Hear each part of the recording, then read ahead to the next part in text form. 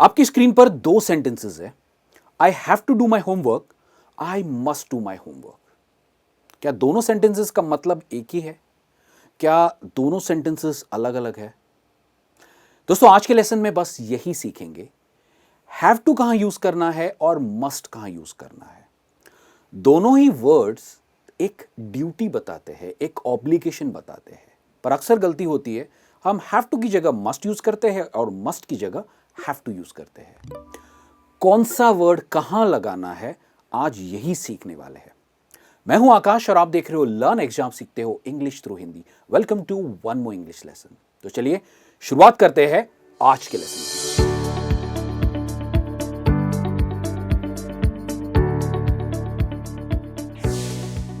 तो जैसे कि मैंने बताया कि आज हम समझेंगे डिफरेंस हैव टू और मस्ट के बीच का, यानी कि हैव टू कहां लगाना है और मस्ट कहां लगाना है। तो सबसे पहले एक सेंटेंस है, I have to complete this presentation. मेरा कल एक प्रेजेंटेशन है और मुझे एक पीपीटी बनानी है और मुझे उसे कंप्लीट करना है। I have to complete this presentation. Second sentence है, I must buy vegetables. I must buy vegetables. क्या मैं कह सकता हूं I have to buy vegetables? मैं जरूर कह सकता हूं, पर मैंने यहां पर मस्ट क्यों लगाया है यह समझते हैं। एक चीज पहले समझना बहुत जरूरी है कि हैव टू और मस्ट दोनों एक ऑब्लिगेशन बताते हैं। एक ऑब्लिगेशन यानी कि एक ड्यूटी है कि मुझे ये करना होगा, एक कंपल्शन है। I have to do it, I must do it. ये सबसे पहला ये समझना जरूरी कि ये कंपल्शन है, कोई चीज किसी को करनी होगी, राइट। ये दोनों का मतलब एक ही है, पर एक छोटा सा डिफरेंस है। हैव टू एक एक्सटर्नल ऑब्लिगेशन है, ऑब्लिगेशन यानी ड्यूटी, एक एक्सटर्नल ड्यूटी है, और मस्ट इंटरनल ड्यूटी है। अब आप कंफ्यूज हो जाओगे, एक्सटर्नल ऑब्लिगेशन, इंटरनल ऑब्लिगेशन। डरिए मत, हम लेसन में आगे इस चीज को बहुत ही अच्छे से समझेंगे, और अगर आप ये चीज समझ गए तो आप कभी भी गलती नहीं करेंगे हैव टू और मस्ट के बीच में। तो सबसे पहले हम समझते हैं हैव टू को। हैव टू का एक फॉर्म और स्ट्रक्चर समझते हैं। हैव टू का जो स्ट्रक्चर बनता है, हम सबसे पहले लेते हैं सब्जेक्ट, उसके बाद हम लगाते हैं हैव यानी कि करेक्ट फॉर्म, हैव या हैज या हैड, वो डिपेंड करता है पास्ट या प्रेजेंट पर, प्लस इंफिनिटिव फॉर्म आता है, यानी कि to plus base form of the verb. For example, I have to work, right. To work infinitive form है। तो प्रेजेंट में हम कहते हैं I have to work, you have to work, he has to work, she has to work, we have to work, they have to work. अलग अलग subjects के हिसाब से हम हैव या हैज का यूज करते हैं, जैसे ही और शी के साथ हम हैज का यूज करते हैं। ये हो गया present simple.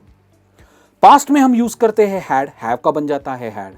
I had to work, you had to work, he had to work, she had to work, we had to work, they had to work. यहां पर सभी सब्जेक्ट्स के साथ हैड ही लगता है।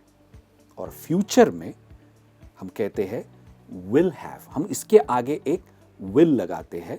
अगेन सभी सब्जेक्ट्स के साथ विल हैव ही आएगा। I will have to work, you will have to work, he will have to work, she will have to work, we will have to work and they will have to work, right? I hope ये form और structure समझ में आपके आ गया है, यानी कि have के साथ सेंटेंसेस कैसे बनाने हैं। अब हैव टू का हम मतलब समझते हैं। ये है विकी और ये है रिया, और दोनों के बीच में एक बातचीत चल रही है। विकी कहता है रिया से, let's go to the mall on Thursday. हम थर्सडे को मॉल चले क्या? तो रिया जवाब देती है, no I have to work, मुझे काम करना होगा। अभी रिया ने यह नहीं कहा कि no I must work, Riya ने कहा आई हैव टू वर्क, और मस्ट यहां पर क्यों नहीं आएगा यह समझते हैं। It's a working day for Riya. Riya किसी कंपनी में काम करती है, राइट, और कंपनी के थर्सडे रिया का वर्किंग डे है, यानी कंपनी ने उसको एक टास्क दिया है, जॉब पे रखा है, और उसकी ड्यूटी है कि उसको काम करना है। अगर रिया का बस चले तो रिया तो डेफिनेटली मॉल चली जाएगी विकी के साथ, वो जाना भी चाहती है, पर वो नहीं जा सकती। क्यों? क्योंकि उसका वर्किंग डे, वो छुट्टी नहीं कर सकती। तो ये क्या हुआ, एक एक्सटर्नल ऑब्लिगेशन है, यानी कि ये ऑब्लिगेशन उसकी कंपनी ने उसके ऊपर डाली है, राइट? ये इसकी ड्यूटी है, वो जिम्मेदार है, ये एक एक्सटर्नल है। वो खुद डेफिनेटली मॉल जाना चाहती है, पर क्योंकि वो काम करती है, उसे काम करना होगा, और ये जो ऑब्लिगेशन है, ड्यूटी है, वो उसकी कंपनी की तरफ से है, इसलिए ये एक एक्सटर्नल ऑब्लिगेशन है और हम मस्ट यूज नहीं करेंगे। ऑब्लिगेशन कम्स फ्रॉम समवन, जैसे कि मैंने बताया, ऑब्लिगेशन कंपनी की तरफ से है। हैव टू हम तब भी यूज करते हैं जब कोई एक लीगल लॉ हो या इंस्ट्रक्शन हो। जैसे इस केस में कंपनी ने इंस्ट्रक्शन दिया है कि तुम्हें ये काम करना है, तो रिया कहती है no I have to work. I hope ये क्लियर है। एग्जाम्पल्स देखते हैं कुछ और। You have to stop at the red light, जब भी लाल बत्ती आती है हमें हमारी गाड़ी या बाइक या को रोकना होता है। ये क्या हुआ? ये एक लॉ है। ड्राइवर चाहे तो निकल सकता है, पर ये एक एक्सटर्नल ऑब्लिगेशन है, क्योंकि एक लॉ है, उसे रुकना होगा, भले कितनी भी जल्दी में हो, राइट? तो ये एक लॉ है, तभी हम हैव टू यूज करेंगे, मस्ट यूज नहीं करेंगे। You have to wear helmet while riding a bike, हमें जब भी बाइक चलानी होती है हमें हेलमेट पहनना जरूरी है। क्यों? सेफ्टी के लिए ये लॉ बनाया हुआ है। तो अगेन क्या हुआ? ये एक एक्सटर्नल ऑब्लिगेशन है, ये एक लॉ है। ये लॉ कहाँ से आ रहा है, किसकी तरफ से आ रहा है? गवर्नमेंट की तरफ से आ रहा है, ट्रैफिक डिपार्टमेंट की तरफ से आ रहा है। ये एक ऑब्लिगेशन है, तो यहां पर हम मस्ट यूज नहीं करेंगे। I have to wear a helmet while riding a bike.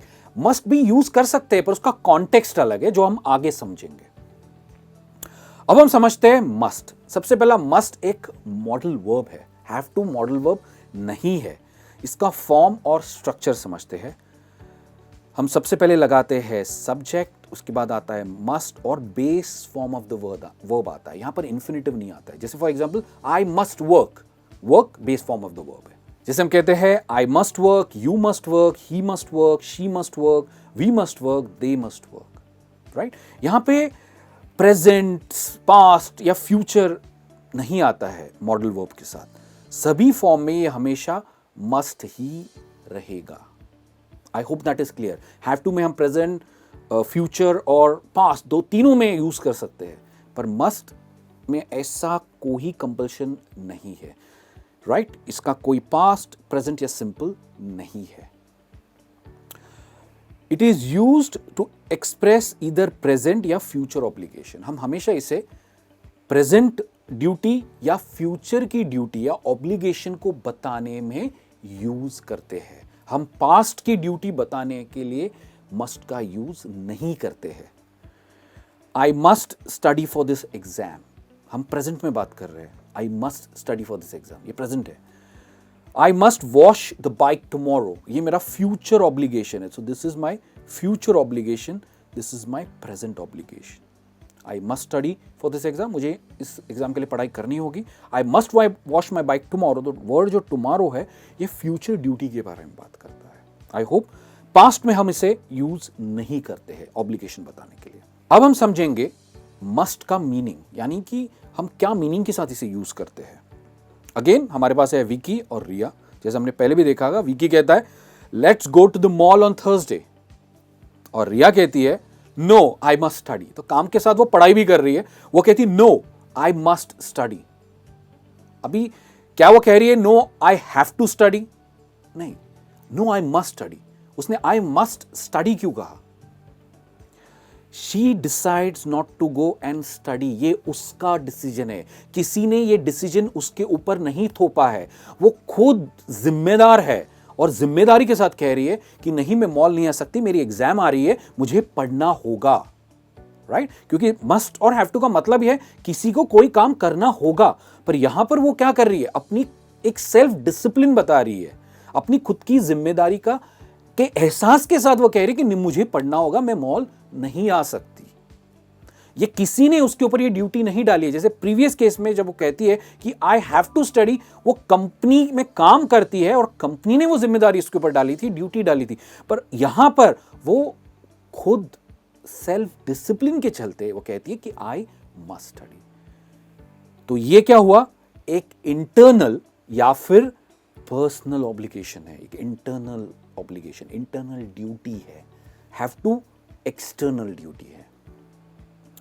It's your choice, self discipline के चलते, या फिर ये एक लॉ या रूल नहीं है, राइट? कोई रूल है कि उसे पढ़ना होगा? नहीं, जरूरी नहीं है। वो एग्जाम बिना पढ़े भी जाके दे सकती है। कोई लॉ नहीं है, कोई रूल नहीं है। तो यही डिफरेंस है हैव टू और मस्ट के बीच का, और यहीं पर गलती होती है। हम कहते हैं कि no I have to study, तो यहां पर मस्ट आएगा। I hope that is clear. Examples देखते हैं। I must go to the doctor. Priya है, प्रिया कहती है I must go to the doctor. उसका सिर बहुत दर्द कर रहा है। I must go to the doctor. She is feeling unwell and it's important to go. उसे लगता है कि दर्द और बढ़े, मैं और बीमार हूं, मेरी छुट्टी हो काम पर, या फिर मेरी पढ़ाई में मुझे प्रॉब्लम आए, इससे अच्छा मैं डॉक्टर के पास चली जाती हूं। Again it is a self discipline, self obligation. तो आई होप मस्ट को कहां यूज करना है ये आपको अभी क्लियर है। अब हम समझते हैं कि मस्ट नॉट को हम कहां यूज करते हैं। हम सबसे पहले लगाते हैं सब्जेक्ट, उसके बाद आता है मस्ट नॉट और base form of the verb. Same है जैसे मस्ट यूज करते हैं, सिर्फ यहां पर मस्ट के आगे एक नॉट लगता है। Visitors must not park, this is के, it is park, okay. Visitors must not park in residents car park. मतलब विजिटर्स जो आते हैं बिल्डिंग में, उन्हें जो वहां रहते हैं उनकी पार्किंग में गाड़ी नहीं लगानी चाहिए। Must not park. Self discipline है कि उन्हें नहीं लगानी चाहिए, और एक रूल भी है, पर सेल्फ डिसिप्लिन के चलते उन्हें नहीं लगानी चाहिए। I must not go to bed so late. मुझे इतनी देर से सोना नहीं चाहिए, क्योंकि मुझे सुबह उठना चाहिए, पढ़ाई करनी चाहिए, एक्सरसाइज करनी चाहिए, तो मुझे इतनी जल्दी नहीं, इतनी देर रात तक नहीं सोना चाहिए। मस्ट नॉट को हम कॉन्ट्रैक्ट कर सकते हैं, हम कहते हैं mustn't. I mustn't go to bed so late. तो इसका एक कॉन्ट्रैक्शन है, मस्ट और नॉट का कॉन्ट्रैक्शन है। अगेन अगर आप देखो तो ये जो सबसे पहला है वो एक एक्सटर्नल ऑब्लिगेशन है। इंटरनल भी हो सकता है, एक्सटर्नल भी हो सकता है, पर इस सेंटेंस में ये एक एक्सटर्नल ऑब्लिगेशन यानी कि एक लॉ है, रूल है। और सेकंड सेंटेंस में एक इंटरनल ऑब्लिगेशन है, यानी कि सेल्फ डिसिप्लिन के चलते मुझे टाइम पर सोना चाहिए। तो हम मस्ट नॉट को एक्सटर्नल हो या इंटरनल ऑब्लिगेशन हो, दोनों में यूज कर सकते हैं। ये एक लीगल लॉ हो सकता है या किसी का इंस्ट्रक्शन भी हो सकता है, राइट? मस्ट सिर्फ एक्सटर्नल ऑब्लिगेशन के साथ यूज होता है, और मस्ट नॉट एक्सटर्नल और इंटरनल ऑब्लिगेशन के दोनों के साथ यूज होता है। तो दोस्तों ये था आज का लेसन, और मैं उम्मीद करता हूं कि आपने हैव टू, मस्ट और मस्ट नॉट को सेंटेंसेस में सही तरीके से कैसे यूज करना है ये सीखा होगा। और आज के बाद ये गलती बिल्कुल मत करना। मैं आपसे जल्द मिलूंगा एक और नए इंग्लिश लेसन में। तब तक as usual keep learning English, keep practising English and take care.